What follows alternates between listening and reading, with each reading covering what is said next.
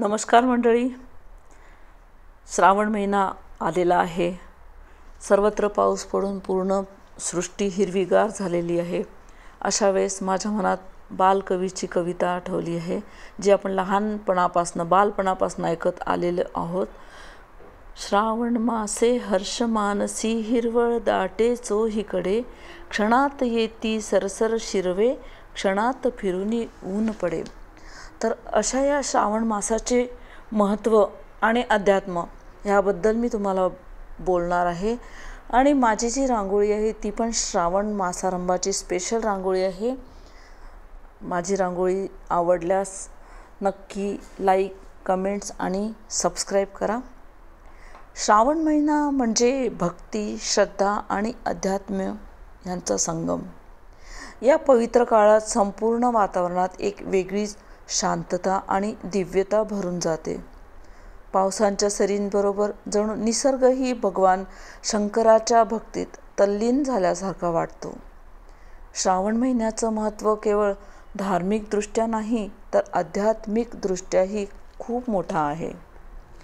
या महिन्यात केलेली प्रार्थना, ध्यान, जप, उपवास हे सगळं आपल्याला केवळ पुण्यप्रद नव्हे तर अंतर्मुख होण्याची संधी देतं.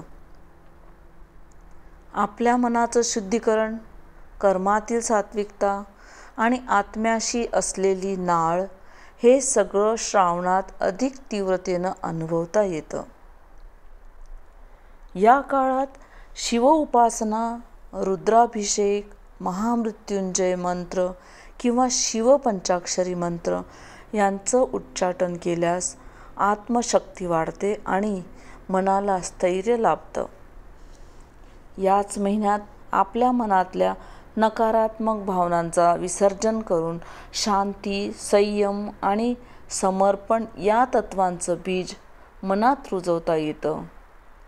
श्रावण म्हणजे केवळ व्रतांचंच पालन नाही, तर ती आहे आत्मा आणि परमात्म्याच्या भेटीची अनुभूती.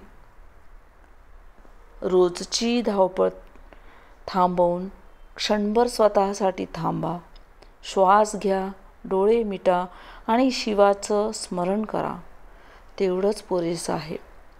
अध्यात्म्याचा प्रकाश आपल्या आयुष्यात आणण्यासाठी ह्या श्रावणात चला आपण सगळे भिजून, डोळे मिटून फक्त देवाला नव्हे तर आपल्या आतल्या देवालाही वंदन करूया. हर हर महादेव. तर मित्रांनो, अशी ही जी मी रांगोळी काढलेली आहे ती रांगोळी श्रावण स्पेशल आहे. या श्रावणात वैभवलक्ष्मीचे व्रतवैकल्यसुद्धा सगळ्या स्त्रिया सुरू करतात आणि आपल्या मनातील इच्छा देवापुढे मांडतात. आणि खरंच देवाचा जो आजकाल ऑरा हा शब्द वापरतात तो आहे, सत्य आहे. आणि देव आपल्या मनातली इच्छा देखील निढळ हाताने संपूर्ण करतो आणि आपल्या इच्छा पूर्ण झाल्यामुळे आपला विश्वास पण देवावर वाढायला मदत होते. तर अशी ही आध्यात्मिक रांगोळी आज मी काढलेली आहे आणि खूप शांतपणे श्रावण महिना आणि अध्यात्माबद्दल मी वर्णन पण केलेले आहे. तर नक्की तुम्ही ही रांगोळी काढून बघण्याचा प्रयत्न पण करा. आणि माझी ही रांगोळी आवडल्यास नक्की तिला लाईक, सबस्क्राईब आणि तुमच्या कमेंट्सची तर मी नेहमीच वाट बघत असते. तर तुमचे कमेंट्स खूप महत्त्वाचे आहे. तर कमेंट्स नक्की करा. Thank you friends. धन्यवाद. Thanks again.